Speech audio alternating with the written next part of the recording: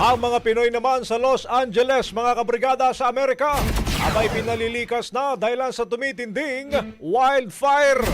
Brigada Katrina Honson, ibrigada mo! Brigada Live Report. Naglabas ng panawagan ng Konsulado ng Pilipinas sa Los Angeles sa mga Pilipino at Filipino-Americans na nasa apektadong lugar dahil sa tumitinding wildfire sa California na magsilikas agad at sumunod sa mga evacuation orders. Ito ay matapos ang patuloy na lumalawak na wildfire sa hilagang kanlurang bahagi ng Los Angeles County na kasalukuyang nagbabanta sa kaligtasan ng mahigit 13,000 residente, kabilang na ang malaking bilang ng mga Pinoy. Sa ngayon, mahigit 12,000 hektarya na ang nasunog at patuloy ang pag-apula ng 1,500 na bumbero. Nakikipag-ugnayan naman ng konsulada sa California Sheriff Department upang matukoy kung may mga Filipino o PhilAm na apektado ng insidente.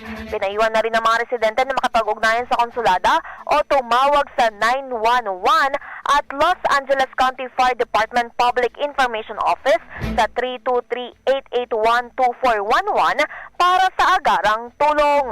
In the heart of changing lives, ito si Brigada Katrina Honson ng 105.1 Brigada News sa Manila, the Music and News Authority. Brigada Balita Nationwide.